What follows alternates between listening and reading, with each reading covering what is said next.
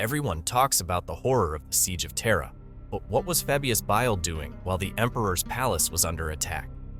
While Horus's forces were breaching the walls of the Imperial Palace, Fabius Bile was conducting his own siege against humanity itself. In makeshift laboratories across Terra, civilian captives were strapped to operating tables, conscious, screaming. Their torment was not just incidental, it was essential to his work. You see, Fabius wasn't interested in merely killing these people. Death would be merciful. Instead, he systematically rendered them down into specialized compounds drugs that would heighten sensation to unimaginable levels.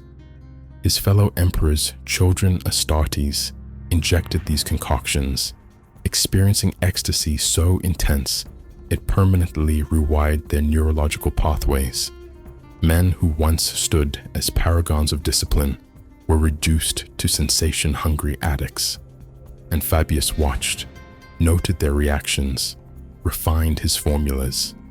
Earth became his first planetary-scale experiment, its population little more than raw material. But something unexpected happened as Horus faced the Emperor. Standing amidst his drooling test subjects and screaming captives, Fabius had an epiphany, a moment of perfect clarity. He saw the utter meaninglessness of the rebellion, the pointless carnage, and so he simply left, walked away from Terra before Horus fell, taking his most promising specimens and his secrets with him. That decision earned him the wrath of his own Primarch. But do you want to know the truly disturbing part? That was just the beginning of Fabius Bile's work. So where did this monster even come from? Was he always like this? Not exactly. Fabius was born to European nobility on Terra before the Unification Wars had even concluded, a privileged upbringing that fostered his intellectual pursuits. Hard to imagine someone like him as a child. Oh, the signs were there early. As a boy, he learned Fleshcrafting from a family servant. His first experiments involved modifying mice to duel each other in little costumes he designed. When they killed each other instead of following his choreography, he became inconsolable, not from compassion, mind you, but frustration that his creations disobeyed him. Controlling, even then. Precisely. This perfectionism defined him even after being inducted into the Emperor's Children. When the Blight struck his legion, a degenerative disease engineered by enemy operatives, Fabius was among only 200 survivors, not because he didn't suffer from the Blight, but because he made someone else take the fall for him in the Purge. While others sought leadership positions, he focused entirely on solving the disease itself. Is that when they started calling him the Spider? Yes. Methodical, patient, always watching from the shadows. By the time the Great Crusade ended, he'd risen to chief apothecary despite his reclusive nature. His peers respected his intellect, but found him unsettling. And then everything changed. Indeed. When Fulgrim began to fall under Slanesh's influence, Fabius saw opportunity. He convinced his Primarch that he could improve upon the Emperor's gene seed designs, complete their quest for perfection. That's quite the sales pitch. Did Fulgrim actually buy it? Completely. You have to understand, Fulgrim was already corrupted by a demon weapon. His vanity made him susceptible. Fabius merely needed to whisper what the Primarch wanted to hear. That perfection hadn't been achieved, but could be, through his work. So when did his experiments truly begin? On Murder, an aptly named Death World. While his brothers battled across its surface, Fabius collected both Emperor's children and Blood Angel's casualties, not to save them, to dissect them. Without authorization, He began comparing gene seed variants, studying how different space marines responded to trauma. Living subjects were preferred naturally. And nobody stopped him? By then, the Legion was already changing, discipline breaking down. When the Horus heresy erupted fully, War Master Horus himself recognized Fabius's value, even provided him with fragmentary data from the Emperor's Primarch project. Wait, Horus gave him the Emperor's research? Incomplete data, deliberately sabotaged by Omegon of the Alpha Legion. But it hardly mattered. It gave Fabius direction, inspiration. After Istvan V, while his legion reveled in bloodshed, he was ransacking ancient libraries, absorbing the esoteric knowledge of extinct civilizations. So how did he go from ambitious scientist to whatever he became? Gradual corruption. When Fulgrim was possessed, Fabius participated in extreme torture rituals, attempting to exorcise the demon. The experience changed him, showed him how warp energies could reshape physiology. But his true transformation came after Terra.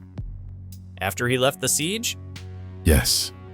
With Fulgrim's bounty on his head, Fabius became truly independent. No more Legion doctrine, no oversight, just his genius and ambition, unconstrained by ethics or boundaries. His experiments grew more elaborate, more creative. Like what? He began creating what he called enhanced warriors. Not space marines, something new. Taking captives from worlds along the eastern fringe, he would subject them to operations that made the recipients either superhuman or screaming abominations, usually the latter. For what purpose? That's the fascinating part. Unlike other Chaos champions, Fabius maintained scientific methodology. Each failure informed the next attempt. He was building towards something, the creation of a post-human species he believed would replace mankind. I've heard he had health problems himself. An understatement. His body was steadily decaying, riddled with cancers, rotting from within. His breath stank of internal putrefaction. To combat this, he developed increasingly sophisticated methods of self-preservation. Cloning? Initially, he'd grow fresh bodies, transplant his brain when the old vessel failed.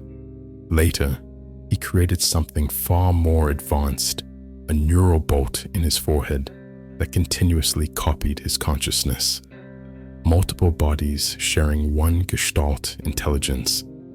So he wasn't just one person anymore? He transcended individual existence. If one Fabius died, the others barely noticed the loss. Death became a minor inconvenience. But physical deterioration was just one challenge. He was also hunted relentlessly. By Imperial forces? By everyone. Loyalist space marines, his former Legion brothers, even the mysterious Harlequins. Yet somehow, he always escaped, always continued his work. And then he did something truly audacious. He traveled to Komarach. The Dark Eldar city?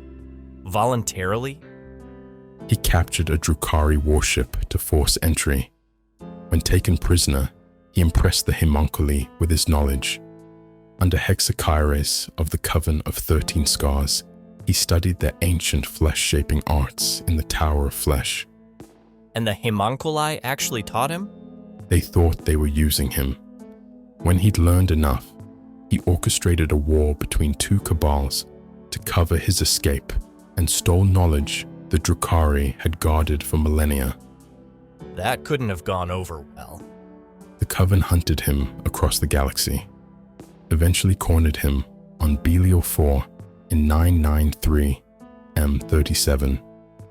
At Bile 4, Fabius faced extinction. The Homunculi deployed weaponry beyond Imperial comprehension. His laboratory fortress was breached, his experiments threatened. What did he do? The unthinkable. He bent the knee to Fulgrim, pledged his soul to Slanesh in exchange for aid. His New Men project had grown too important to lose. With demonic assistance, he defeated the Coven but suffered mortal wounds. So he died. His original form did, but by then, his Gestalt consciousness spanned dozens of clones. The Fabius, who died on Bile 4, was just one iteration. The organism continued. What about his work? His new men? They flourished, enhanced humans with triple-lobed brains, capable of resisting chaos, physically superior. Each generation improved upon the last. His grandest creation, however, was something far more ambitious. What was it? Primarch clones. He actually succeeded in cloning Fulgrim. Can you imagine? A perfect replica of a demigod without the taint of chaos. Of course, most were flawed, degenerated quickly, or went insane. Most? You mean some weren't flawed? One survived. A perfect infant Fulgrim clone, hidden away on the world of Harmony. A secret that could reshape the galaxy if ever discovered. Did anyone find out? Only he at first. After raising and teaching him, the clone took up arms to help Fabius, but he also showed the same arrogance that toppled the original Fulgrim into corruption, and thus Fabius gave this perfect clone to Trazyn the Infinite in exchange for a gene tithe of uncorrupted gene seed of the Third Legion.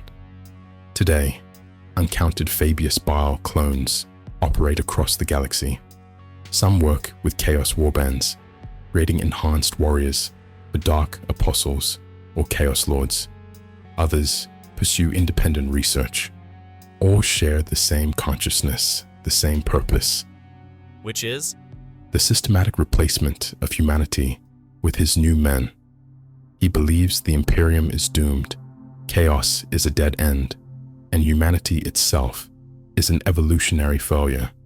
So he's creating the next step, regardless of how many must suffer in the process.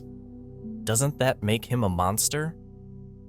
Well, the most terrifying thing about Fabius Bile isn't his cruelty or his genius. It's that, in his own mind, he's completely rational. He sees the galaxy as it truly is, dying, decaying, inevitable extinction, awaiting all species. His response is purely logical. Create something better to replace us. That's disturbing. More disturbing is that the Chaos Gods themselves call him the Primogenitor. Slaanesh considers his creations offerings, whether Fabius intends them to be or not. The universe has a perverse sense of irony, doesn't it? The man who rejects gods becomes venerated as one himself. If you want to learn more about the Warhammer 40k universe, subscribe and check out the links in the description to read up on Fabius Bile or to get his mini.